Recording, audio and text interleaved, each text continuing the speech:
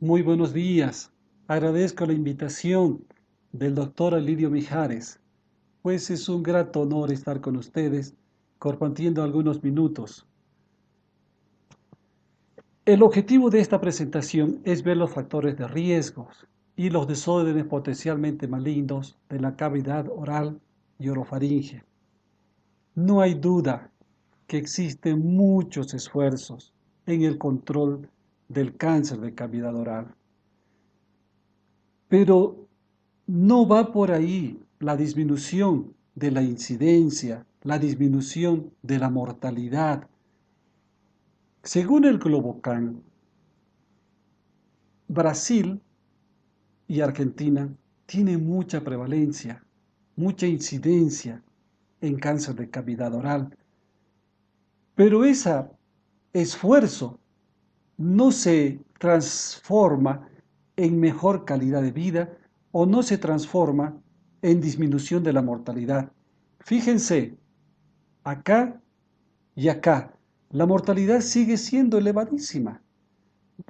El Brasil para este año 2021 debería tener más de 15.000 casos nuevos y la Argentina alrededor de 3.000. Entonces, no debemos continuar en esa línea para tratar de disminuir las complicaciones de estas enfermedades que son realmente mortales. Esto es una pequeña presentación de los pacientes de la consulta del diario vivir en nuestra especialidad. Aquí, por ejemplo, tenemos un cáncer de labio inferior, labio superior, un cáncer de cavidad oral con comunicación mucocutánea, un cáncer de paladar y encía, un cáncer de trígono retromolar, un cáncer de mucosa yugal, otro cáncer de cavidad oral, un cáncer de paladar blando, cáncer de paladar duro, cáncer de mucosa y labio inferior. Muchas veces vemos que estas enfermedades se presentan con el primario, pero a veces no se presentan con el primario. Ya vienen con enfermedad metastásica, como es en esta señora y en este otro señor. Otro, Otra área que también es comprometido por similares factores de riesgo es este, que es el cáncer de orofaringe. En este caso es un cáncer de la región de amígdala izquierda.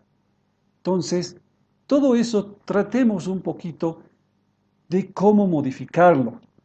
La AIAR, que es la Agencia Internacional del Cáncer con base en Francia, reconoce, reconoce que hay varios factores que son de riesgo para desarrollar cáncer de cavidad oral y orofaringe. Entre ellos tenemos el alcoholismo, tabaquismo, el HPV, sobre todo el 16, con las costumbres sexuales, el masticar betel y el dejar de fumar. O sea, estos son los factores que la IAR está eh, reconociendo. Pero existen otros que ellos mismos en sus revisiones sistemáticas están validando, como es la dieta, la, el nivel de educación que tienen las personas. En el tema del dejar de fumar, es interesante que es muy diferente el cigarro al dejar de fumar porque desaparece el factor de riesgo. No es como los otros riesgos que tienen los otros cánceres o oncogénesis. Por ejemplo, el mesotelioma con el asbesto. Una vez habido en contacto con el asbesto, no desaparece el riesgo, pero al dejar de fumar, el riesgo disminuye. O sea, realmente es importante modificar ese hábito de fumar. para disminuir el riesgo. Hashibi, que es parte del consorcio epidemiológico de cáncer de cabeza y cuello, presenta estos resultados sobre el tabaquismo. El tabaquismo de la persona que nunca estuvo expuesta es un riesgo de 1. En la medida que va pasando los años, hasta llegar a 30 años, es donde aumenta drásticamente la posibilidad de desarrollar cáncer de cavidad oral y cáncer de faringe. Fíjense aquí, a los 30 años, para arriba, aparece un 270% para faringe y un 130% para cavidad oral. Pero ya a los 40 años casi llega a un 400%.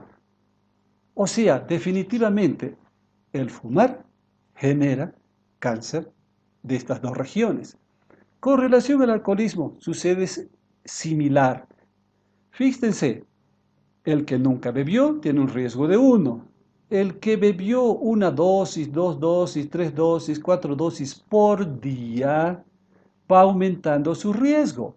El que toma 4 dosis diarias tiene un 130% para faringe. Y el que bebe más de 5 casi tiene un 500% de aumentar el riesgo. O sea, el alcohol también es otro causante de cánceres de cavidad oral y faringe. Pero cuando estos dos se juntan, no es que suman los efectos dañinos, se multiplican. Para Hashibi, nuevamente, se multiplica hasta 9 veces, pero esto no es siempre, todos los estudios no mencionan el mismo porcentaje. Por ejemplo, este es un trabajo brasilero que me agrada mucho, donde los que nunca bebieron y nunca fumaron tienen un riesgo de 1, ¿no? Los que nunca fumaron y tomaron o bebieron algo, como es este caso, como es este de aquí, el riesgo disminuye. O sea, esto es un dato para que tenemos que manejarlo entre comillas, pero hay muchos estudios que reportan este caso, que aquellos que beben moderadamente o poco, pareciera que les es beneficioso. Pero ¿cómo saber cuál es el límite de beneficioso y en qué momento pasa a ser perjudicial? En fin, al final, cuando se suman los dos factores, que beben mucho y que toman mucho, aumenta. Aquí aumenta 19 veces. O sea, es altísimo el porcentaje de posibilidad que desarrolle un cáncer en estas áreas. Con relación a la dieta, la IARC no la reconoce como si fuera un factor de riesgo, pero ellos mismos, en sus revisiones sistemáticas y monografías que tienen sobre este tema, la reconocen con diversas evidencias. Por ejemplo, aquí es una fuerte evidencia para que el alcohol sí aumenta el riesgo. El índice de masa corporal aumenta el riesgo, pero con evidencias limitadas, pero que sí sugieren. Está la dieta mediterránea, la dieta baja en purinas. Y una cosa que me ha llamado la atención es que el café también está. Y en contraposición está el mate, que incrementa el riesgo. El café disminuye el riesgo, como ustedes ven acá. La IARC tiene aproximadamente 1000 elementos identificados como oncogénicos. Solo 100 de ellos están con fuerte evidencia de que realmente son oncogénicos. El resto está en estudios. con menos probabilidades y con menos evidencia. El otro tema, las relaciones sexuales. El HPV, sobre todo el HPV 16, que es de alto riesgo para generación de cánceres. Es el que está generando, en su mayoría, los cánceres de cavidad oral y los de orofaringe, sobre todo los de orofaringe. Son los hábitos sexuales los que están generando este nuevo cáncer. Incluso la OMS le ha dado una nueva clasificación solo al cáncer de orofaringe, sobre todo al cáncer de las amígdalas, amígdala palatina y amígdala lingual. Entonces, iremos analizando parte de estos. El HPV de alto riesgo, 16, 18, 31, 35, pero sobre todo el 16, que es el más frecuente, son virus DNA que cuando ingresan al cuerpo se incorporan al genoma de la célula y así van generando alteraciones celulares hasta generar desórdenes potencialmente malignos y cánceres de cavidad oral. ¿Por qué ataca de preferencia a las regiones de las amígdalas el HPV? Fíjense en esto. Esto es una microfoto, es un diagrama, ¿no? De que del epitelio de las criptas amigdalares. Fíjense, aquí hay una parte donde hay un canal directo que está entre la superficie, entre la cavidad oral, entre la cavidad faríngea en este caso, directo a las células inmunológicas que tiene la amígdala. Fíjense que aquí es la membrana basal. Tiene porosidades, es incompleta. Por lo tanto, por ahí también los virus pueden ingresar. Y además, tiene un alto porcentaje de PDL1 y PD1, que estos inhiben la respuesta inmunitaria. Por lo tanto, es un sitio predilecto para que aparezcan lesiones potencialmente malignas que nosotros deberíamos encontrar. Esto es una microfotografía mostrando justamente esto. ¿Cuál es el porcentaje de HPV en nuestro mundo, en nuestro medio en el que nosotros nos desenvolvemos? Sobre todo el porcentaje del cáncer de orofaringe, ¿no? Fíjense, esto es de Estados Unidos. La prevalencia, casi el 60% de todos los cánceres de orofaringe tienen HPV positivo o P16 positivo. En Europa es el 30% aproximadamente, mientras que en Brasil, que fue el país que se incluyó para hacer esta estadística, solo tenían el 4,1%. Es demasiada la diferencia, ¿ya?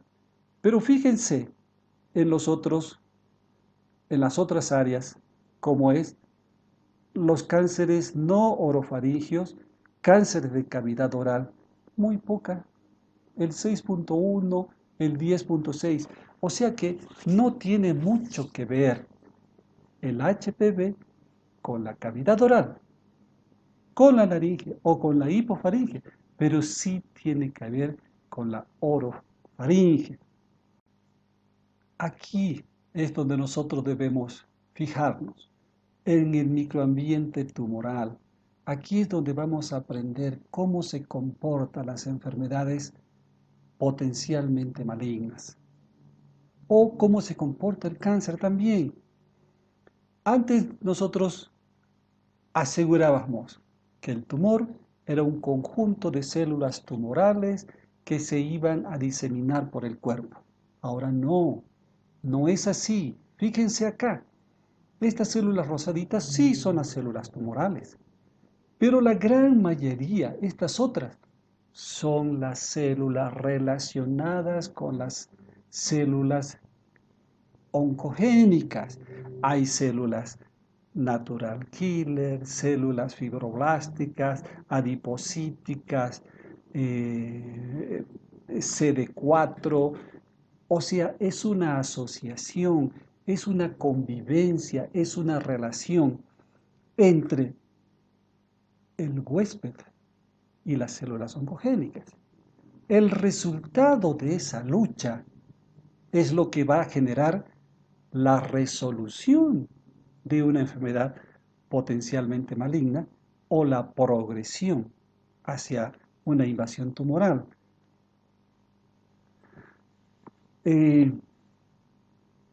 ¿Cuáles son las enfermedades más frecuentes oncogénicamente que nosotros debemos buscar?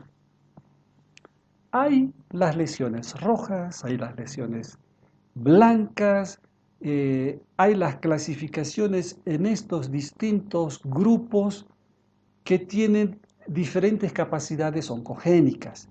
La más de mayor riesgo es la leucoplasia verrugosa proliferativa. Fíjense acá cómo está aumentado con relación a los demás. La palatitis nicotínica, la eritroplasia, la fibrosis oral submucosa. La fibrosis oral submucosa, una vez nosotros la vimos acá en Bolivia. No está reportada la fibrosis oral submucosa en nuestro medio. Eso es de los países asiáticos, africanos, sobre todo en la India, ¿no? La combinación de leucoplasia, eritroplasia, las quelitis actínicas, el líquen plano oral, o sea, y así van disminuyendo los porcentajes de riesgos. Por ejemplo, en esto que son las lesiones blancas son varias, ¿sí? La más importante es la que nosotros llamamos la leucoplasia. La leucoplasia es una definición clínica, no necesariamente histológica, pero sí podemos hacer histología y darle su significado histológico. Pero es un diagnóstico que nosotros lo hacemos por exclusión. Vemos una mancha, vemos un parche blanco y no identificamos como las otras enfermedades, como por ejemplo el leucoedema, una línea alba oclusal, malformaciones congénitas. O sea, uno hace esa exclusión de todas esas otras enfermedades que son reactivas muchas veces. Entonces, al no encontrar una explicación desde ese punto de vista, nos quedamos por descarte o por exclusión como leucoplasia. Esta leucoplasia tiene también sus clasificaciones. Hay leucoplasias que son bien circunscritas, como esta, por ejemplo. Entonces le llamamos leucoplasia homogénea. O esta otra que es una leucoplasia que no es homogénea, que es más irregular.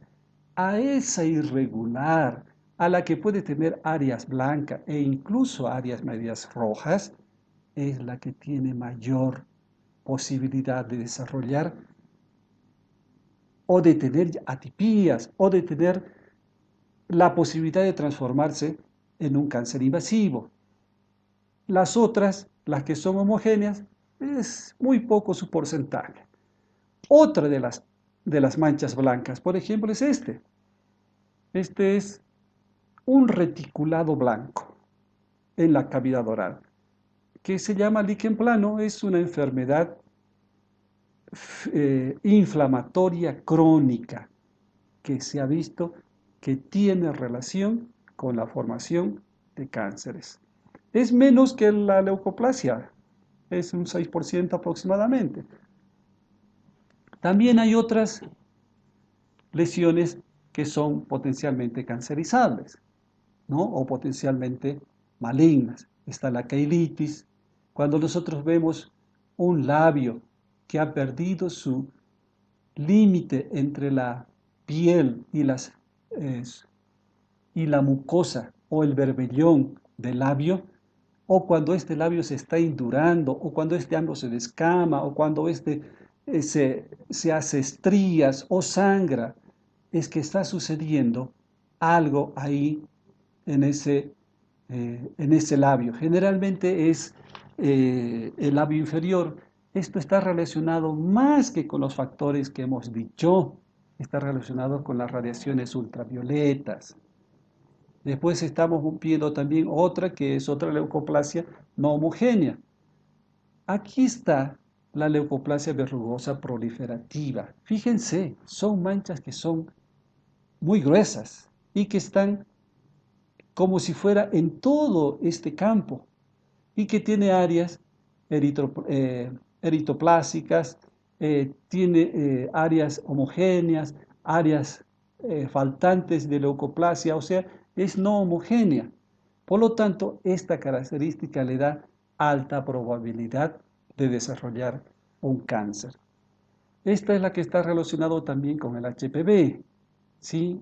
O sea, nosotros tenemos que buscar, tenemos que hacer un examen odontológico, clínico, rutinario y sistemático, tratando de encontrar no solo el diente, sino la mucosa.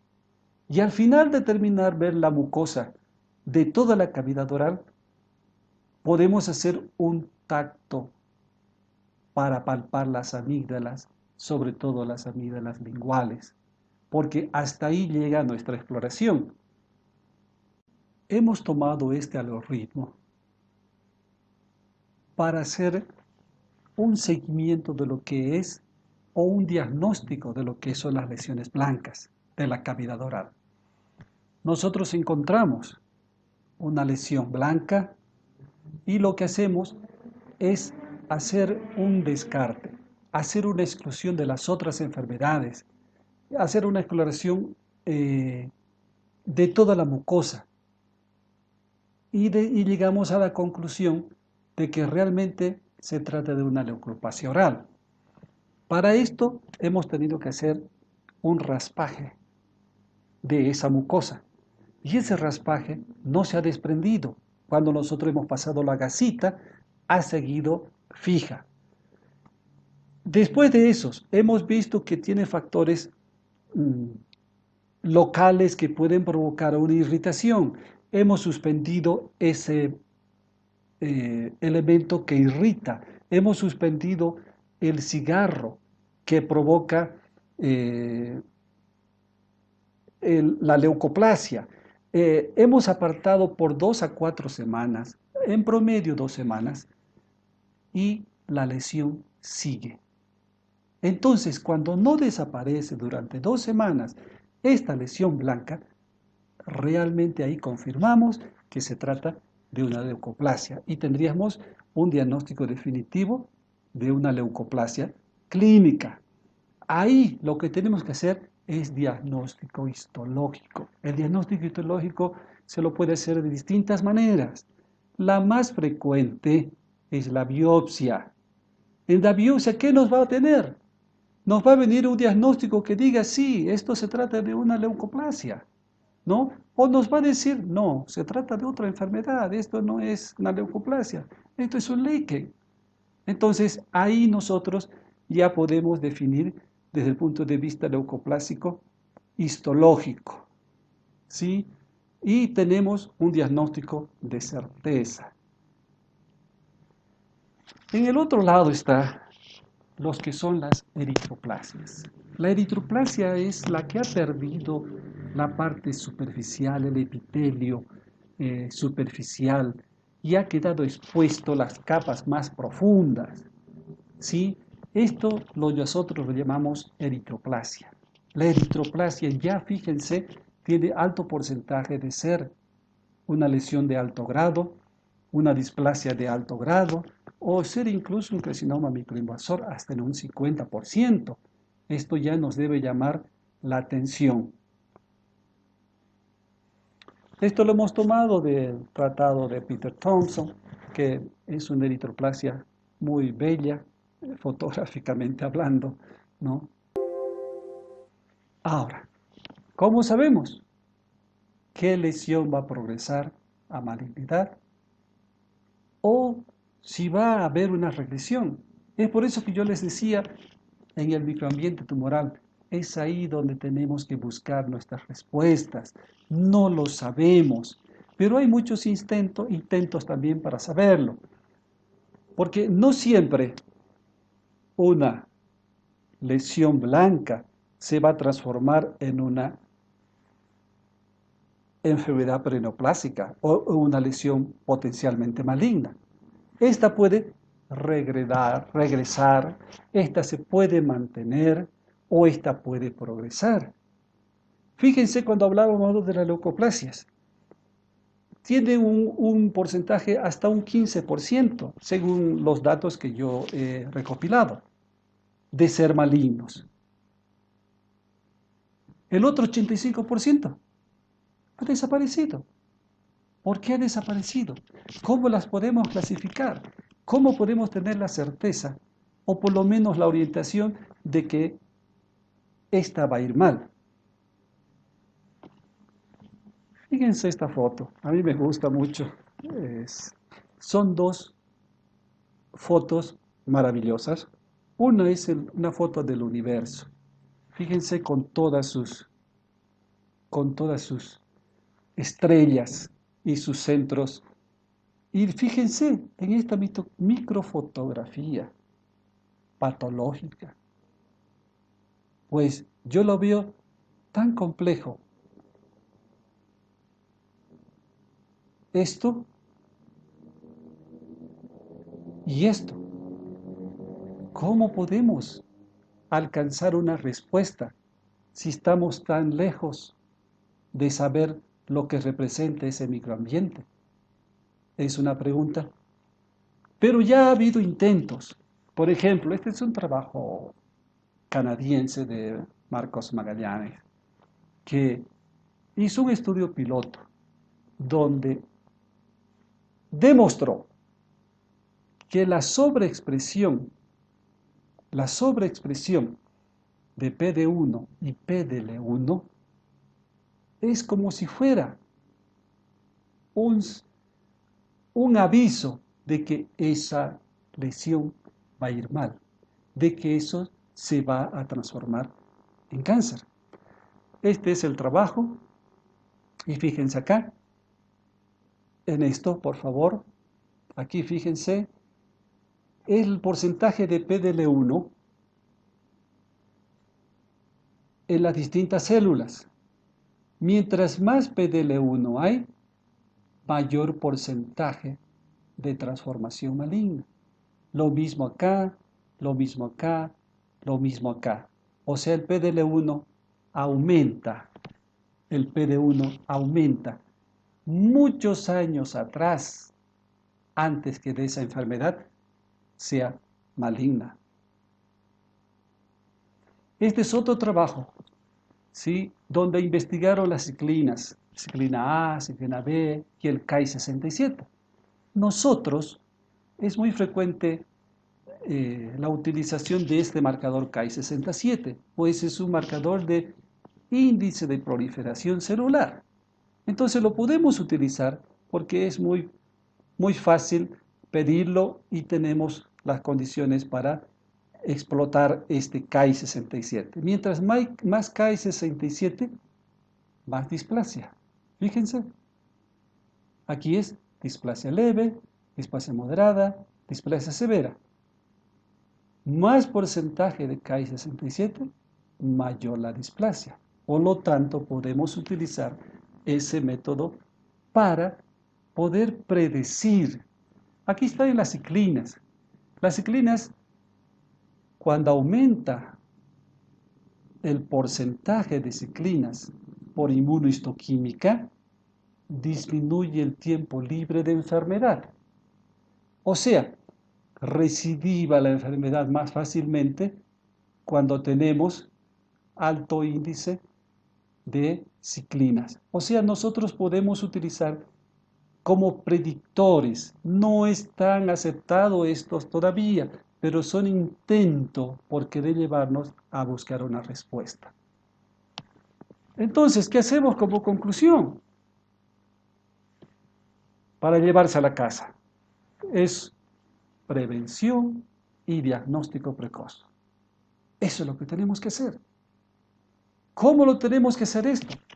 A través de un examen clínico, odontológico, médico, rutinario y sistemático en todos los pacientes que nos permiten examinar la boca. Ahí es donde entran en juego los odontólogos, los cirujanos generales y los especialistas también. Tenemos que hacer prevención primaria, ¿sí?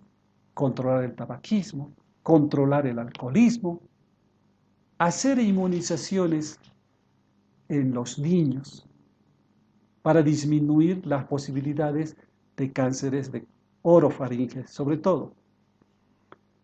Tenemos que hacer prevención secundaria, haciendo esta evaluación continuamente para poder encontrar ya los desórdenes potencialmente malignos. Por lo tanto, estamos haciendo un diagnóstico precoz.